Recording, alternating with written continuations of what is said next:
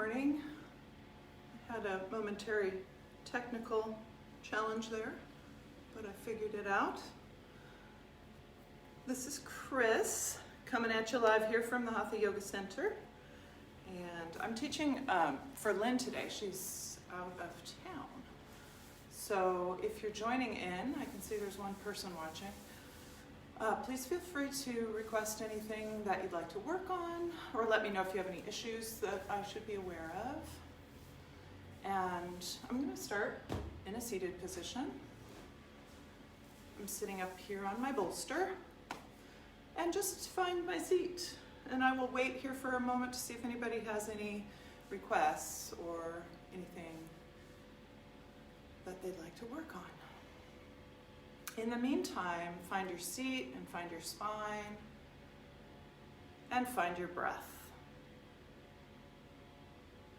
So just beginning to breathe in and out through your nose and become more conscious of your breath, and do a little bit of movement to find your spine, the comfortable place for your spine, neutral position of the spine. Maybe a little tiny bit of tipping and tucking until you find the place that feels like neutral for you and allows you to have a more comfortable breath. And just let your shoulders kind of relax away from your ears and feel the length in your spine, lengthening up through the crown of the head, rooting down in your seat. And then you might close your eyes, or you could find a soft gaze. And just take some conscious, balanced breaths before we start. And I can see there's some check-ins happening, so I'll come over and look at those in just a moment. So feeling the breath coming in and out, feeling your rib cage expanding and contracting. Letting go of any tightness in your jaw or wrinkles in your forehead. Letting your face be soft.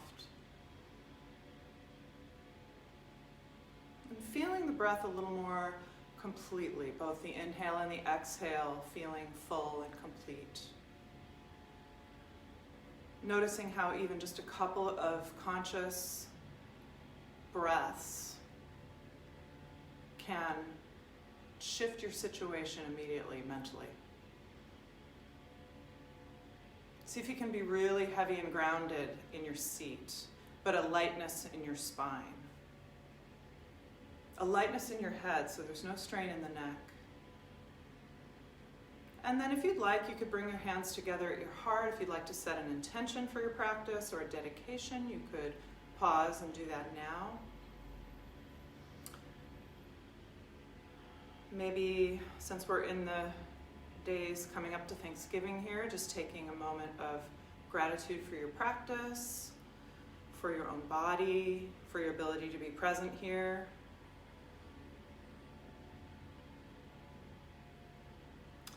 And then let's come to hands and knees and start some cat-cow, and I will look at any requests. I am feeling better. It was just a day of, I woke up with, my allergies just were really out of control. They've been really bad this year, and deltoid, shoulders and hips. Hi, Janice. Hi, Sharon. Yeah, just a little, I was just being super careful because of the situation we find ourselves in. I felt like I needed to stay home and wait and see if it was just my allergies or if it was going to be something more dramatic than that. And it ended up being my allergies, but a little more extreme than usual. So thank you for mentioning it, Janice and Sharon. So just coming to hands and knees, you're probably already there, doing some cat and cow. And yes, I got the clams and outer hips. And we can definitely do that.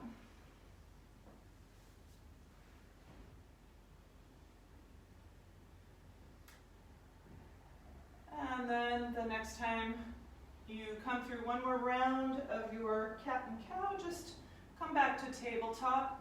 And then walk the knees back a bit and come into a prayer pose. Maybe lifting the forearms off the floor, spreading the hands and reaching. You could rock a little on your forehead. I've been finding that to be relaxing. Just rolling over your worry lines.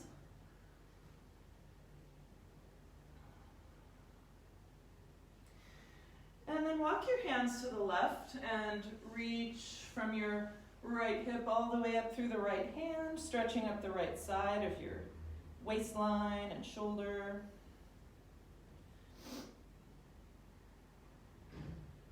And then back through center and over towards the right. Keeping your left hip drawing back as you reach through your left hand. Nice steady breath. Letting your breath be a little deeper, coming back to center. And then come onto your forearms. I've been doing this lately, just doing a little sliding dolphin kind of thing on the knees as we begin to warm up our bodies. So just feeling your shoulder joints waking up, kind of lubricating your shoulder joints. And then let's come back up to hands and knees. And let's reach back through the right foot. You could tuck your toes into the floor, the ball of your foot, and stretch into the back of your right leg. Maybe rocking a little into your ankle joints. Feeling into the back of your calf and those muscles there. And then letting that foot float back. Lifting the foot, pressing back through the heel, and then reaching forward through the left arm. So slightly lifting the belly as you're resisting gravity, reaching, taking a few breaths, keeping your neck nice and neutral. Long spine, long neutral spine. And then release it and circle your hips in one direction. Maybe letting your head go to the opposite side of the hips, making a little serpentine kind of motion. And then back to center, reaching back through the left foot, tucking your toes, pressing the ball of the foot into the floor. You could rock a little, pressing into the heel, just feeling into the back of the lower leg. Feeling the breath, steady, comfortable breath. And then reaching back through your heel, lifting your foot up, pressing back, and reaching forward with the right arm. And of course, you can always lift the top of your right foot if you want more. I forgot to say that, but y'all know it anyway. You've all been trained well here. And just another breath here. And releasing and then circling the hips again. Maybe like a snake-like kind of motion, or a figure eight motion, you might say. Just taking it easy, waking the body up, breathing. And back to hands and knees. And then let's just walk the hands back and tuck the toes and stretch the bottoms of the feet, if that feels okay for your feet. And lower legs, you can maybe feel it in your Achilles. And it depends on how you're put together too. And then untuck the toes and stretch the wrists briefly, turning your fingertips back towards you. And a little bit of bend one elbow and the other maybe. And then coming up and make your way, coming to stand if you're using a mat at the front of your mat. Let your arms hang for a moment and just let them be dead weight. Finding your breath. You can move your head and look back over your shoulder. And then coming back to center, finding your feet on the floor. Let's actually, I hope you guys have a tennis ball at home. I think you do. Can I give you one? Here. There you go. Let's take a tennis ball under our feet to start. Just because it feels so good and it's something that we don't always remember to do at home. Maybe you guys do, but. So just maybe with one foot, pressing and releasing, starting with the ball of the foot. And working your way down the outer edge of the foot. Kind of pausing when you find spots that feel extra good, maybe in the arch. Letting your breath be full and deep even as you're doing this, and continuing to find your neutral spine and stay with a comfortable posture. So just noticing the habit to look down at the foot, which is fine, but we don't want to stay there all the time. It puts strain on our neck and shoulders, which are probably more strained than usual with all the screens we're looking at. So making your way around that foot and then coming to the other side and just feeling the foot you just did, how it feels a little bit more open. I went on a little retreat 2 years ago.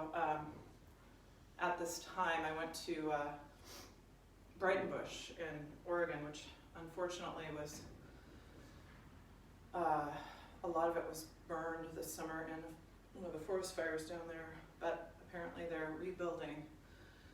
But, so it's kind of interesting to reflect on the fact that I couldn't go there this year if I wanted to because of the pandemic and also because of the fires. But the person who led the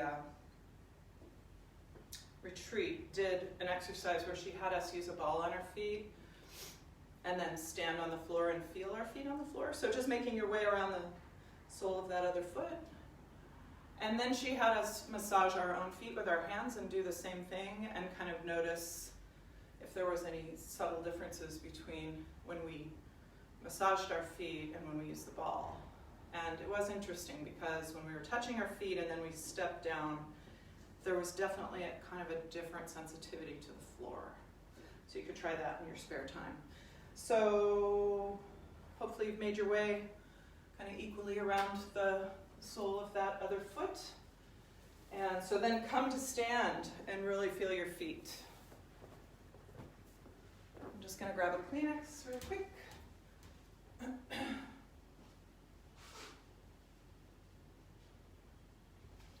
So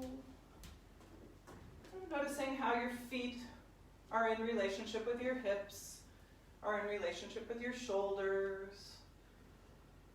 And then let your arms rise up. Just find your breath here.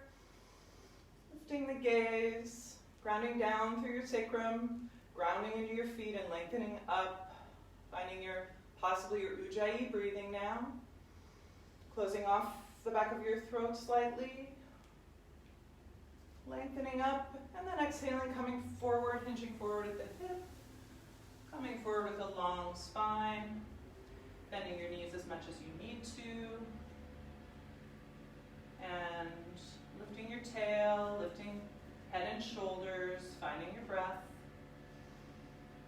Coming into kind of a meditative movement practice, as we do in yoga. So staying with your breath, feeling the breath.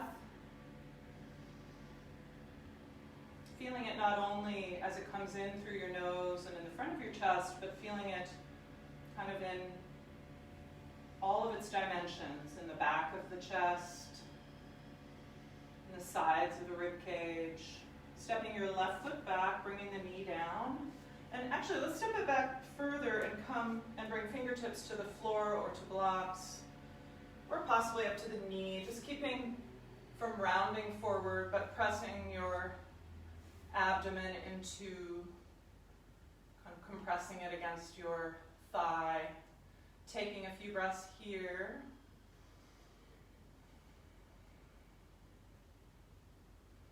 Nice steady breaths. You can find your gaze, your drishti, just ahead of you so that you can keep your neck neutral. Noticing how the gaze and the position of your neck obviously go together. And then draw the hips back and lift the toes, come up onto the heel and stretch into the back of your right leg, into the calf and the muscles in your thigh, your hamstrings. And again, your hands you could be on fingertips or up on blocks here if you have blocks at home. Hopefully you do. And then come forward again, but this time draw your foot back and come into that higher variation of this low lunge so that the weight's over your left knee. Maybe bring your hands back and gently clasp and stretch into the shoulders a little bit. And then let the arms float up, keeping attention on the pelvis and the strength around your pelvis and core that's helping to strengthen you and hold your spine in a fairly neutral position. Also in your quads, there's a little bit of a stretch in the front of the hip, a little extension in the hip. One more breath, and then bring the hands down and step back to your first downward dog. So take it easy. You can bend your knees, move your hips, bend into one knee and the other, spreading your hands, feeling your shoulder blades, feeling how they can move. Wrapping the elbows in, but letting the shoulder blades move a bit so that you can find kind of a comfortable working position with your shoulder blades, your scapula. And then from here, let's come forward into plank pose and hold plank for a couple of breaths. Resisting gravity, feeling your whole body lifting away from the floor, staying neutral. Bringing your knees down and do a couple cat-cows there. Rounding the spine and arching. Moving with the breath. And then sliding forward, maybe come into your forearms and sliding forward onto your belly for Sphinx pose. Feeling the belly kind of stretching as you sort of pull the forearms back towards you and your belly forward and open the chest. You can move your lower back a little bit by lifting the belly and tipping the tailbone down towards the heels to take any compression out of your low back that doesn't feel good. Some engagement in your glutes. Just making it right for your body, breathing. Maybe just a little turning of the head, feeling your neck muscles.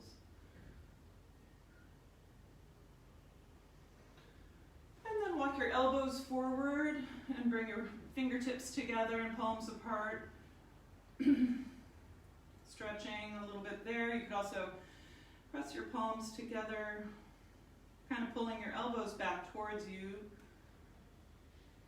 And then sweeping the arms back and clasping hands at your sacrum and lifting up. Coming up into locust for a couple breaths. Keeping the neck at ease here. And breathing.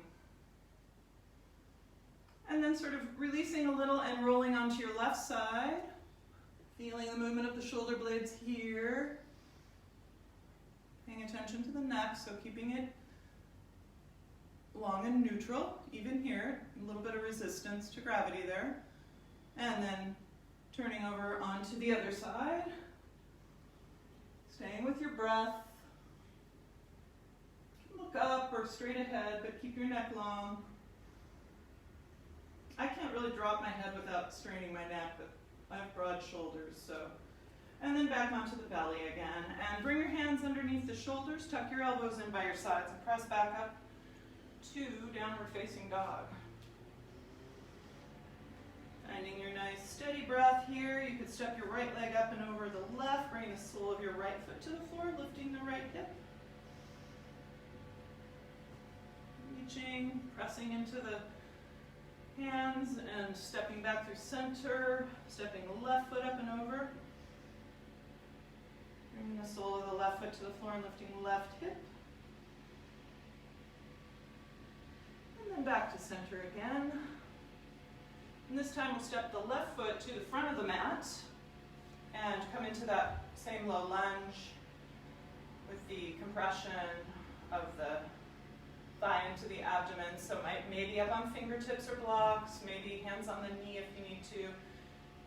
Keeping head and shoulders from rounding forward. And again, we're not just dumping into the hips, so keeping some sense of strengthening around or lifting up out of it a little bit so that you're not just kind of putting all your body weight into the hip flexors. And just one more breath there. And then walk your hands back and lift your toes. Stretch into the back of your left leg. Kind of like you're pulling the heel towards you. Staying with your gaze and your breath, keeping your neck nice and comfortable. And then coming forward a little bit and bringing that foot back so that you're coming back up. Weight is over the right knee. And maybe this time clasp your hands and press forward, stretching, kind of pulling your shoulders, keeping them snug in the joint. You could bring your hands up like that, just releasing whenever you feel like it's too much. Noticing that when your shoulders are tight here, you start to kind of come into a back bend. So just release the hands when you're ready. Lift the gaze, stay neutral in your spine.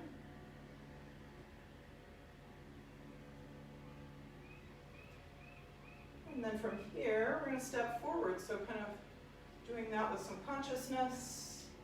Coming into your forward bend again. Spreading your toes. Feeling your feet on the floor. Noticing how you're standing over your feet, especially here in this forward bend. You might try to kind of play with that a little bit so that you're not standing more on one edge of the foot or dumping into your arches, just feeling kind of a lift of the arches and how that might relate to your abdomen, your belly. And then sweeping the arms out. And coming up again, reaching up. You could do that same hand clasping thing if you like.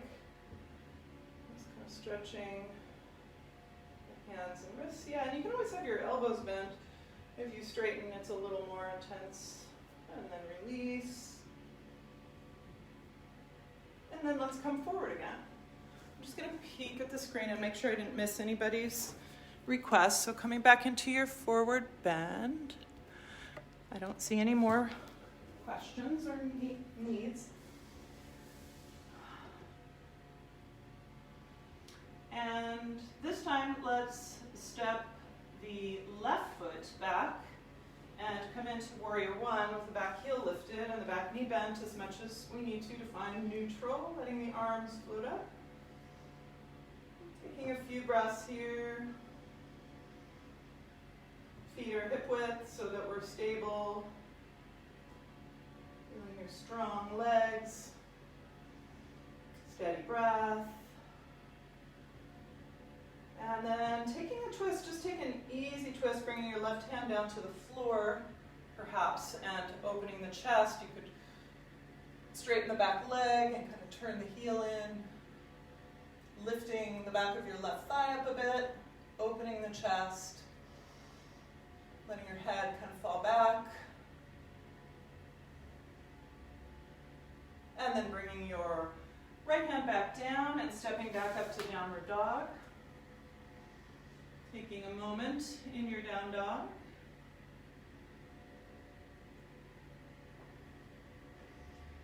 And then let's come forward again into plank pose. Holding plank for a moment. Breathing. And feeling how you have to lift up a little bit in your lower ribs and abdomen so that we're not sagging in the belly. And then all the way down again onto the belly.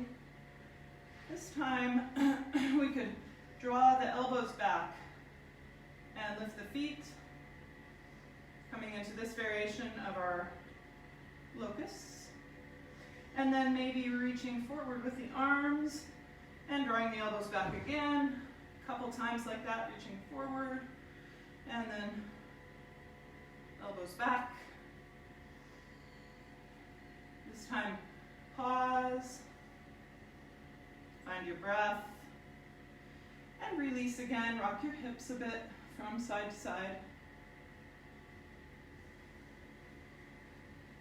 Then let's cross our legs. So we'll cross the right leg on top And maybe clasp hands or reach back. And take a few breaths here. Squeezing your knees together and reaching back through your toes. Lengthening the legs. And then switch the cross of the legs.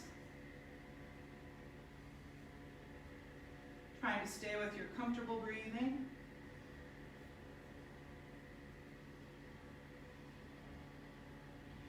And then uncross your legs and release, rocking the hips.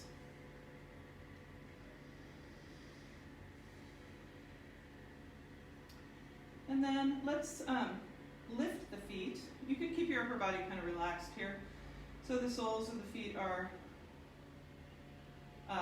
facing the ceiling. And then lift your thighs, keeping the knees bent. And then straighten the legs. And bend the knees again. Do that a couple times. You can bring your heels together and then straighten.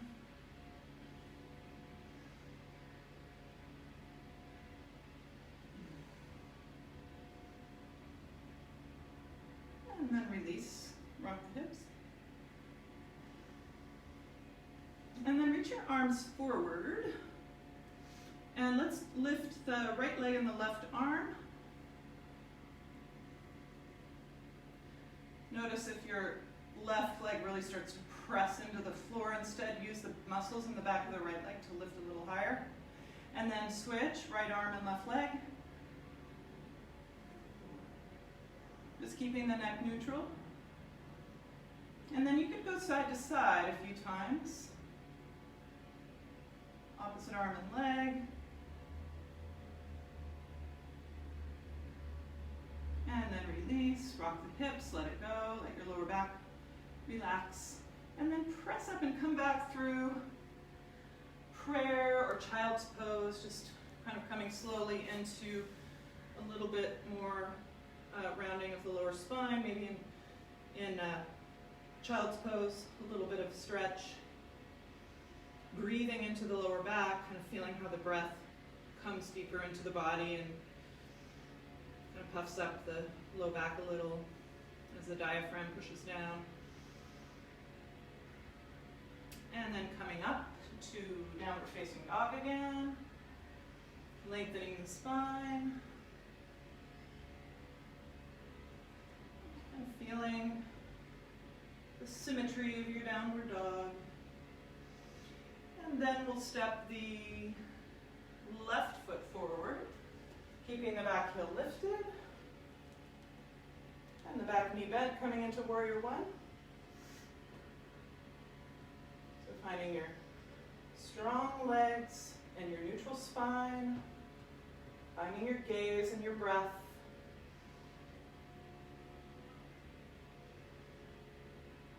Nice and steady. And then we'll take the twist with the right hand down to the floor, reaching, or a block, reaching your right leg straighter, lifting up a little bit in the back of the right thigh as you open your chest. Left hip draws back.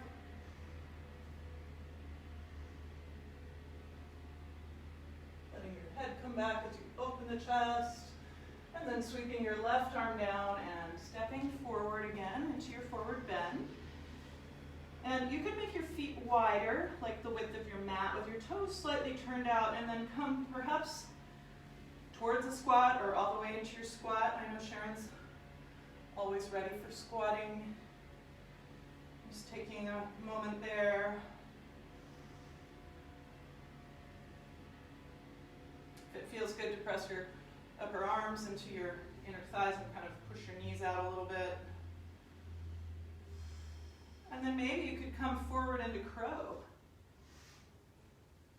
So you could come and maybe lift one foot or both, and then feel in your crow kind of that cinching up, drawing up in your belly, the sides of your torso, keeping head and shoulders somewhat lifted, tail somewhat lifted, coming back down. And then from your squat, maybe you could take a little side, a little twist, so pressing the back of your left arm into the inner thigh and opening. And then bringing the hands back together and doing the other side, right arm into the right knee or inner thigh. And hands back together. And then come back up into your forward bend. Heel toe your feet together. And take a breath. And then sweeping the arms up. Coming back up, reaching. And hands together. And then let's step wide, coming into a wide-legged forward bend. And then bending into one knee and the other. Just easy, letting your upper body move. Shoulders and elbows.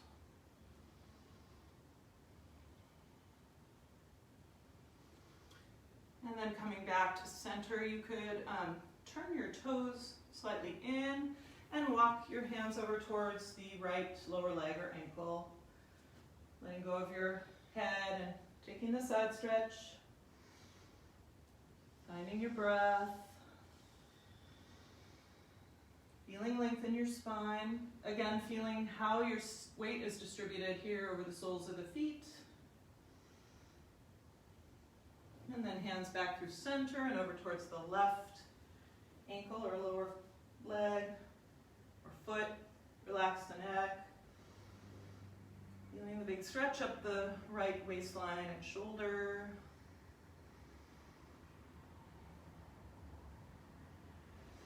And then back to center.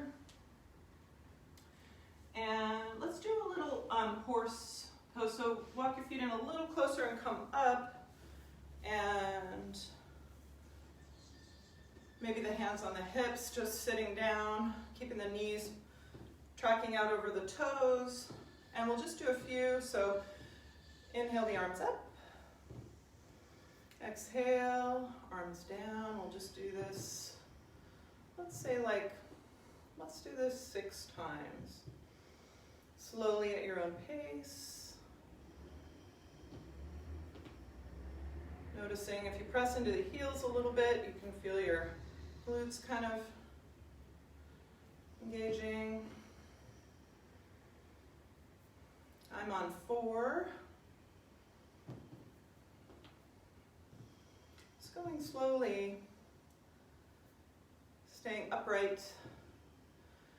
And I'm on my last one, and on the last one, just let your arms come down and out and press out through your palms. Kind of drawing your fingertips back towards your forearms, like you're pushing a wall away from you. And then straighten the legs, come forward again. And bend into one knee and the other, just to ease it out a little. And then let's come into frog pose. So bringing your knees wide, you could keep your feet together or your feet could come straight down from the knees, flexing the feet so the ankles are against the floor. Your choice. Finding your spine here and your breath. And staying with it for a few rounds of breath, feeling the stretch in your inner thighs. You could also if you have your ankles on the floor, you can kind of press the ankles into the floor and release it. Try that with the knees, just kind of almost drawing them in and then releasing.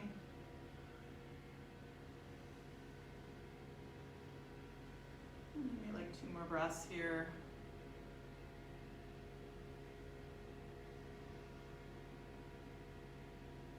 And then just slowly coming forward onto the belly and drawing your legs together, rocking your hips, just letting that go. And then let's press into the hands and come back up. And come to hands and knees. And let's extend the right leg out to the side so the toes are pointing forward. And do a little cat-cow like that, just tipping and tucking your pelvis. And then bringing your shoulder over the wrist, opening up into a little rotation of your upper spine, thoracic spine, probably your neck. You can also just look straight ahead, but keeping the neck long, head's lifted, breathing. And then bringing that hand back down, stepping your right knee in, and the left foot out. And then a little tip and tuck. Just kind of a little cat-cow with the leg extended,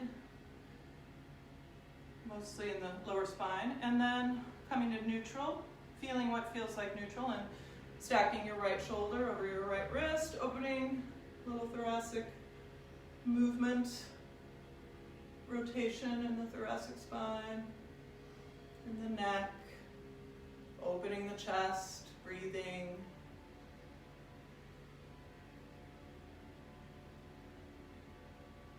And then bringing that hand back down and stepping that knee back in. Maybe a little full-on cat-cow, a couple times. And then from here, I think everybody who's in this current class at the moment, who's participating, can do pigeon. So let's draw the left knee forward. If you can't for some reason, you can come onto your back and do a figure four stretch. But I don't know of anybody having knee problems. So setting yourself up for pigeon and taking your time with it, finding the right positioning of the knee to feel the stretch in the outer hip, and feeling kind of how much body weight you want to bring into that, both the hip and the knee joint. You can always be up on your hands a little bit or down further on the forearms. So taking some breaths here, feeling kind of for the position of the pelvis. There's not like a perfect spot for it, but just noticing where your body parts are in space. And having a few more breaths there.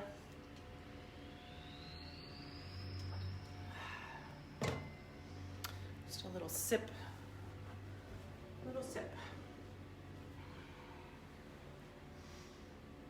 And then from here, taking a twist. So that might be with your forearm on the floor and your left hand back to your sacrum. So bringing your shoulder over your elbow. I like to come up onto my hand and reach for my foot. You might like that too. Feel that in the psoas a bit. As you kind of lift up. Feeling some rotation in your upper spine and in your neck, but not too much with the neck. Keep it easy, breathing. And then unwinding your twist. Leaning towards the left, bringing your right leg around. Let's do a little bit of calf stretch. Just bring your foot in front of your left lower leg and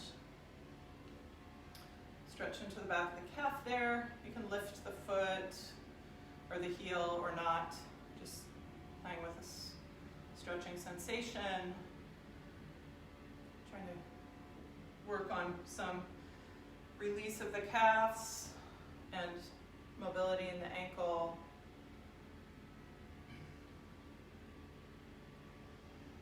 And then sitting your hips back and bringing yourself into a seated position for a twist. So everybody's a little different. Some people straighten the bottom leg if they need to. And just kind of easily breathing yourself in slowly, keeping your spine lengthening up as you're rotating. Letting your breath be primary, excuse me, so that you're not straining so much to get into the twist that your breath is really compromised. There's a different sensation of the breath as you're twisting, but you can still move your belly, you can still move your rib cage, maybe even your pelvis. I always think of different things my teachers have said through the years, and Bob always says the positions that we don't like in yoga, the poses, are where we can't move our pelvis. And that seems to be true for me. If I feel totally stuck and I can't tip and tuck my pelvis at all, it's not very pleasant. And it also interferes with my breath. Then turning back to face forward for a moment, let's stack the knees and come into steer pose.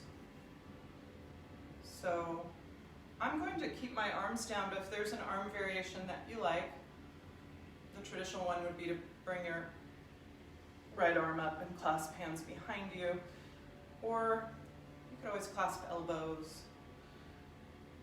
It's a lot for my hips, so I'm kind of focusing there.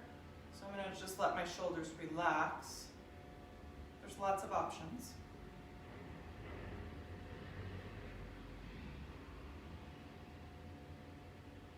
So really noticing if you're getting any pinching in the front as you're trying to come forward, and maybe a little backing off, engagement in the belly, just noticing these things.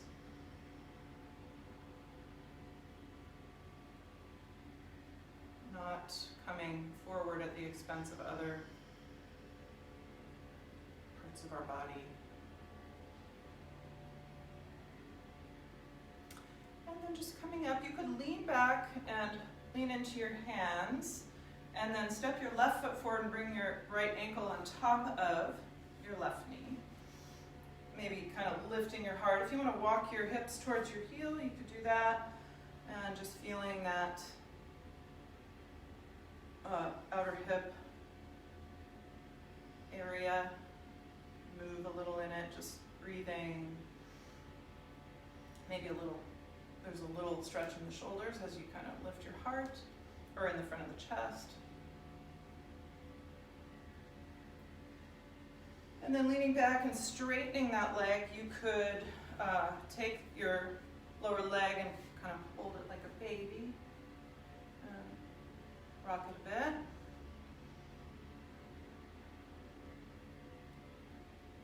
Trying not to sickle the ankle too much, just keeping it kind of, it's not like bad for the ankle to move in those ways, it's just if we're constantly doing that without noticing. So I just say that in order for you to notice. Same thing with the knee, it's like the knee can twist a little bit, there's a little bit of movement in those ways, but we don't want to be constantly moving in ways that eventually cause harm, so we have to notice it first. And then release that, and if you have your strap, you might want to get your strap here and have it handy. We're going to come onto our back with the left ankle on the, right ankle on the left knee. And you could do a little figure four stretch here. So we're just continuing this outer hip theme. I feel like it is nice to rock a little bit and to breathe comfortably. And then maybe you could straighten your leg up. You might use your strap for this. You might have to uncross your legs to get into it, but keeping your right ankle on your left knee and straightening the leg up, and you could put the strap around your foot, and then just keep moving your tailbone and sacrum back towards the floor, so we're not really rounding up, but you'll get some stretch, obviously, in the back of your left leg. Try to relax the shoulders, using the strap to help you keep your shoulders on the floor. Find your breath. And then just coming out of it, taking your strap and setting it down and rocking a little bit from side to side. And then rock yourself up a couple times, like rock on your spine a few times, rolling. Hopefully you're not on too hard of a surface. We have this nice carpet for that. And then we're going to come forward, and this time we're going to bring our right knee forward for pigeon.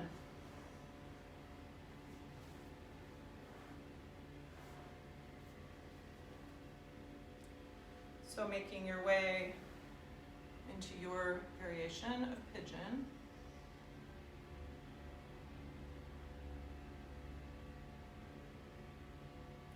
And finding the breath here, feeling your steady, comfortable breathing, feeling the stretch in the back of your hip, probably elsewhere, maybe in the inner thigh muscles.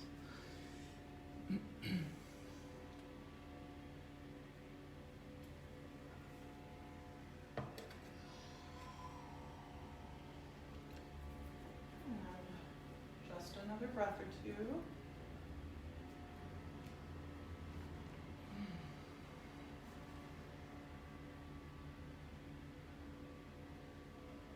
And then we'll take the twist. So if you did that with your forearm on the floor, reaching back for sacrum, or coming up onto your hand, your left hand, and reaching back for your ankle, just picking your variation.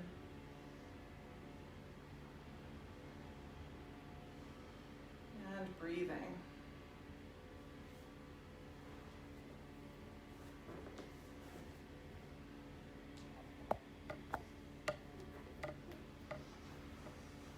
And then slowly releasing that twist and leaning over towards the left and swinging your back leg forward, stepping your right foot right in front of the shin for a moment, coming into this little back of the lower leg, ankle stretch.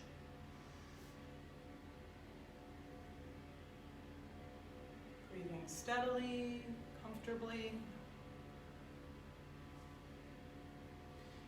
And then we'll bring the hips back and step that foot over, coming into the seated twist. So taking your time.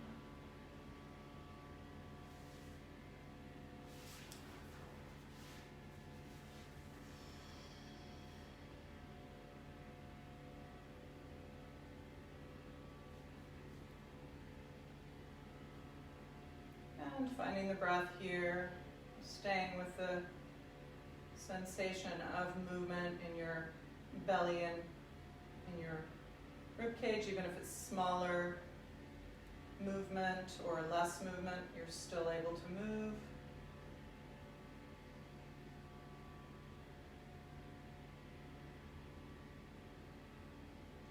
And then turning to face forward again, stacking your knees and coming into steer pose. So that could be with any shoulder variation or whatever you did before, maybe just taking your time.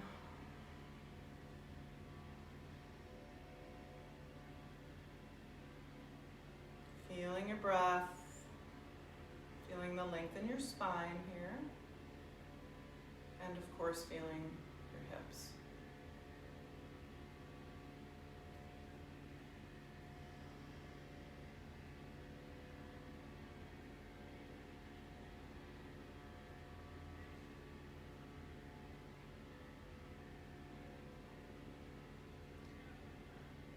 Just slowly coming back out, reaching back with your hands and stepping the right foot forward.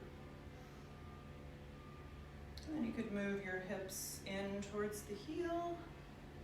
Just finding a spot where you can be comfortable for a little more stretch in the outer hips, rocking a bit.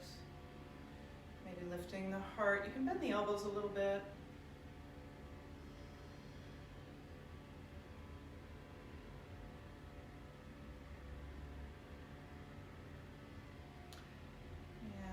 Then walking your right foot forward and reaching for that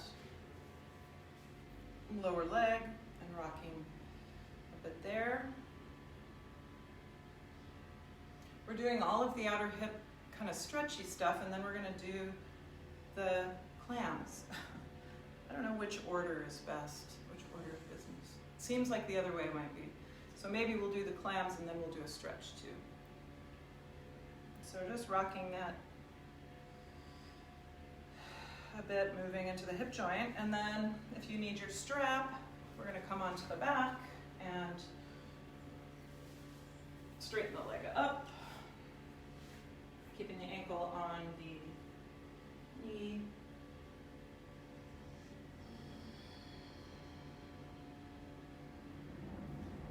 Feeling the sacrum staying on the floor. So your leg might be out here.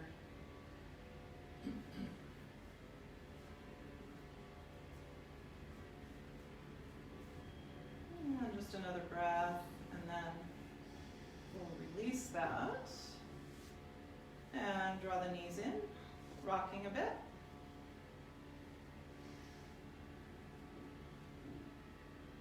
And then let's do some clams, since they were requested. So we'll come onto the left side first. And you probably have, since we do these a lot, you probably have your way of supporting your head. I like to put my head on my hand, but you can also release it. So keeping your body, your torso stacked and hips stacked. I usually put my hand in front, bringing your knees forward, lifting the soles of the feet and opening and closing. Just going slowly. Don't forget to breathe as you do these. I like to kind of pause at the opening position just briefly.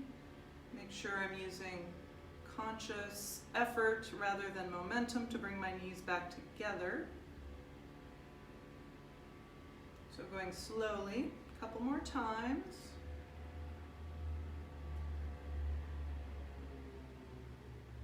I think what we'll do after these is we'll get the ball underneath our hips.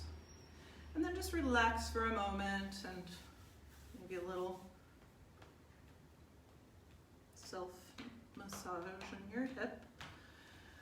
And then we'll do those again, but we'll add the straightening of the top leg. So lifting feet, keeping the inner edges of the feet together, opening the knee, straightening the leg up, bringing the feet back together and closing the knee. So just like that. Open, straighten, feet back together, close. Let's do that at least 5 times, slowly. Trying not to tip backwards as you do it, so you're really moving through the motion of the hip opening rather than leaning back to get the knee higher. And if you've got it in you, you could go for more. You could do 7 or 8.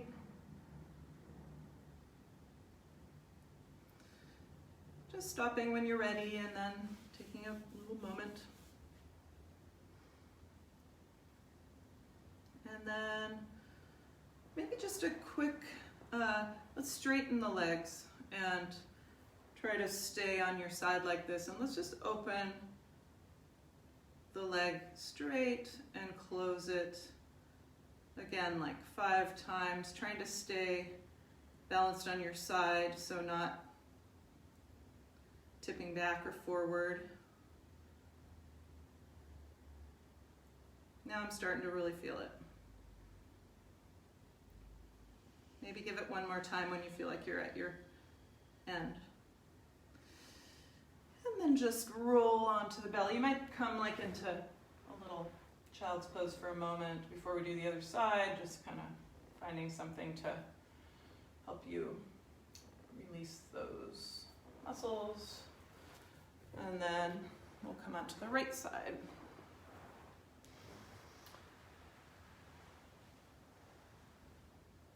So again, setting yourself up, feeling your torso is stacked, hips are stacked, and bringing the knees forward, lifting the soles of the feet, inner edges stay together as you lift your knee. And open and close slowly, trying not to lean back as you open. So really feeling into that outer range of your hip movement and kind of even pausing briefly there. Moving with the breath, so staying focused on your breath.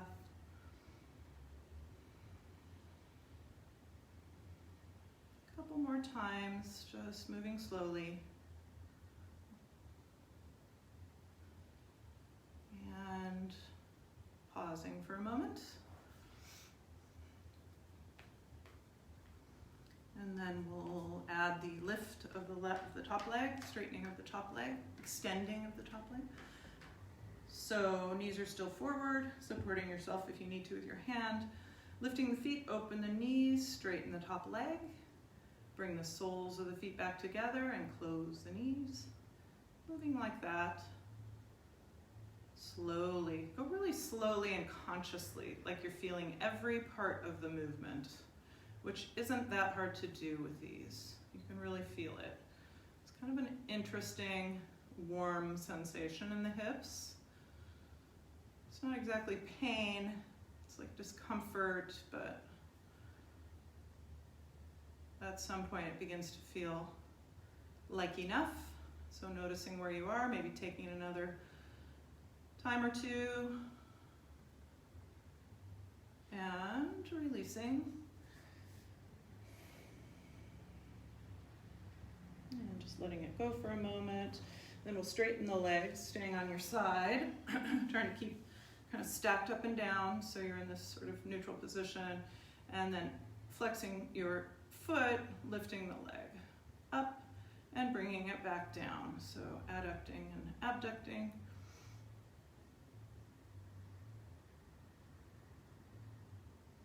Going slowly. Again, just when you feel like you've had enough, try to do one more. And then roll onto your back and draw your knees in, relax your shoulders, let your hip muscles release a bit.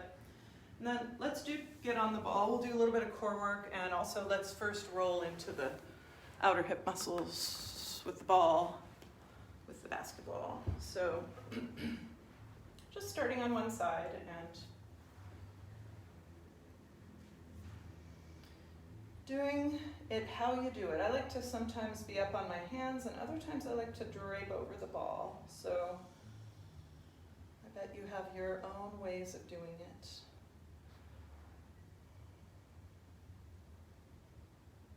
And don't forget to breathe. It's feeling the good feeling of getting that ball in there after doing some of those clams. One of the things my physical therapist has me doing, or had me doing, while my knee was slightly injured on the right side, was lots of those kind of hip strengthening and stabilization. You might get up into into that low back, just above the pelvis, but below the ribs. Even drape over it and kind of feel into that area.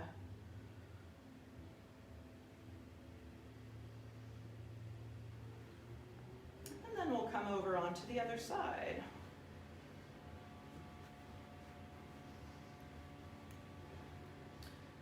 She had me doing that, and I was doing some strengthening around the quads and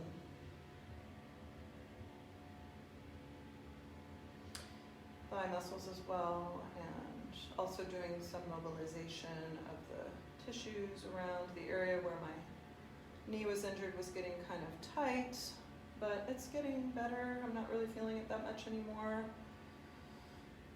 Sometimes when I get these little injuries, we just have to be so patient.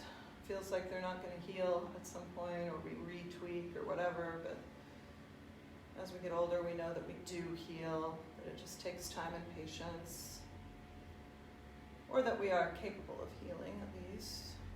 Sometimes it takes a little research and time. And if you're on that hip and you want to get into that same kind of area above the pelvis, in between the pelvis and the ribs, that can feel good.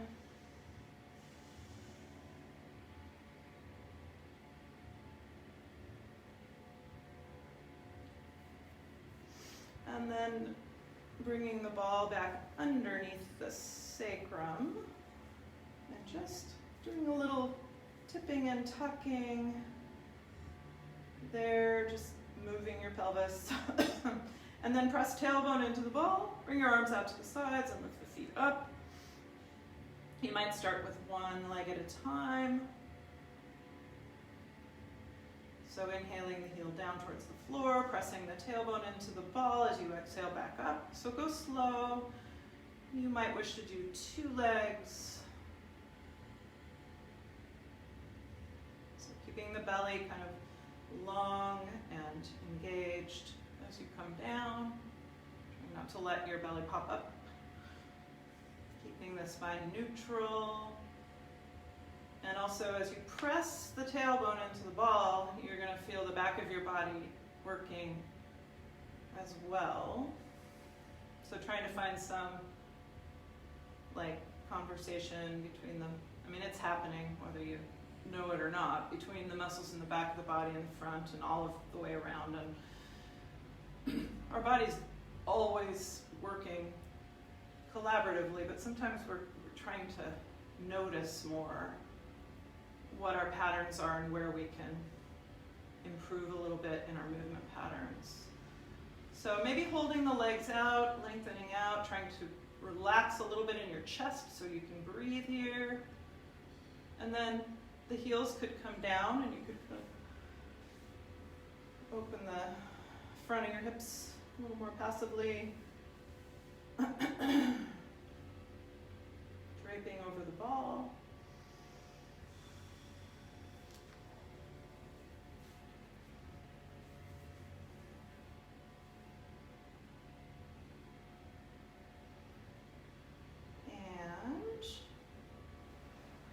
Walking the feet back in. Let's take the ball out, just set it off to the side.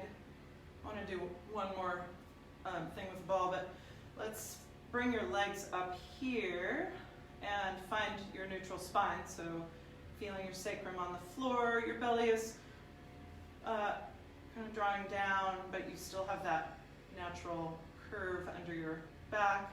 And then let the feet go side to side, like a pendulum.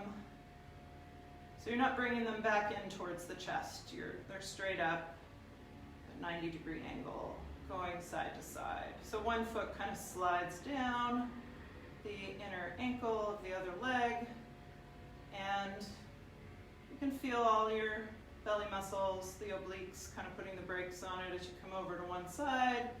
So moving slowly with less momentum and more muscular efforts. A couple more times. Trying to stay kind of relaxed in your shoulder blades and upper body. And then just draw the knees in. I like that one because it's easy, it's simple, I should say. It's not easy, but it's simple and it's kind of effective, and it doesn't really cause pain anywhere, I think. I mean, it could if you had an injury or something, but it's pretty safe. And then let's draw the right knee in, extend your left leg. You can kind of move the hip joint a little, drawing the knee in and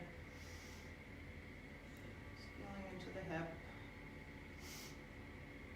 And then taking a twist, so letting your right knee come across, maybe the gaze is back over the right shoulder.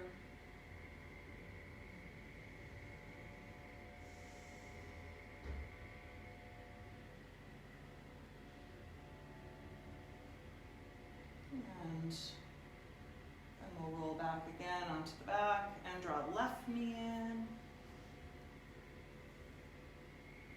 Moving it a little.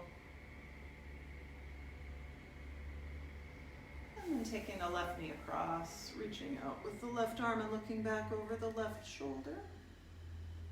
Coming into your twist, your supine spinal twist.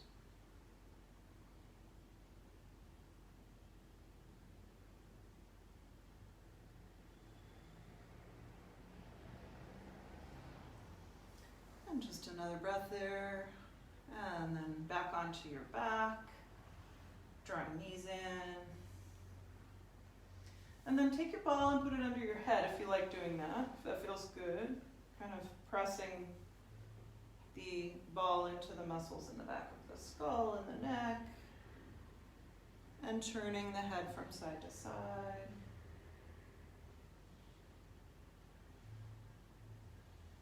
To me, that feels very relaxing. When you're ready, just take it out and come onto your back for your final resting pose. Taking any last movements that you might need before coming to corpse pose, Shavasana. And I like to imagine you at home, what you might be experiencing in your own home. I've heard some people say that even though they'd like to be at yoga with their teachers and fellow practitioners, that they've learned some new things by being in their own homes also, about themselves and about their bodies and the practice. And one of those things is, I guess, a little less concern about what others are doing and being perhaps a little bit more in our own space, in our own body, can have some benefits too. I don't think that here at the Hatha Yoga Center there's a lot of competition or anything, but that's just a natural thing of being human, that we're always curious about what other people are doing and we feel a little pressure perhaps. So I've just kind of been trying to notice recently, like, what are the things about the pandemic that I'm grateful for without being dismissive of the hardships that people are facing. And so just noticing your own body right now, here in the space that you're in, feeling the effects of your practice, feeling a sense of surrender. You've worked most of your body parts. You've squeezed them and twisted them, and you've strengthened them, and you've moved them. And so just letting everything kind of go for a moment and being in this surrendered state. I'm working on that as well. Normally at the holidays I would get to be quite often with my parents who live down in Oregon, but are in their 80s and aren't really willing to put themselves at risk right now, which I'm grateful for. And with my sister and her family in Portland, so I'll be missing that over the holidays, but I'm surrendering to that and noticing that it's okay to have a different time, and looking at what are the benefits of that as well. So practicing surrendering in your body and doing that regularly is helpful in other ways as we learn how to surrender in our lives. So just taking a last moment here in your corpse pose, perhaps to reflect on what you're grateful for. Could be very simple, like you're grateful that you worked your hips, or maybe something bigger. Maybe you have a couple things. I'm super grateful to be able to continue to teach here during this pandemic and know that people are doing their practice, and that we're all facing the same kind of struggles, and we're still continuing on this path of yoga. And it's so important for me, and I'm sure for all of you. And it's such a portable practice. So gratitude for that. You could roll onto your side and come back to your seat if you haven't already. Maybe you're walking around your living room drinking your coffee already, but come back to your seat if you can and find your long spine. And find your breath in your upright position.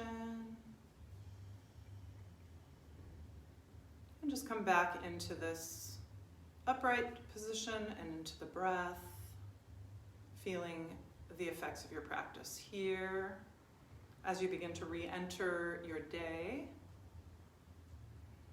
with this body that's been through these practices. feeling a little different.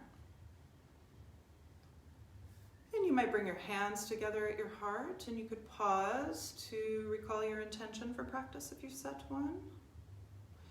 And you could bow your head to your own practice, to your own inner teacher, your higher self, or your higher power. Thank you so much for coming and for supporting us here at the Hatha Yoga Center in our efforts to bring you live stream yoga throughout this time. I know Bob and Key are super appreciative, and so am I. And have a really happy Thanksgiving. I'll be here tomorrow night at 7, but I don't know if I'll see you then, so I hope you enjoy your Thanksgiving however it comes to you. Thank you. Thank you, Sharon.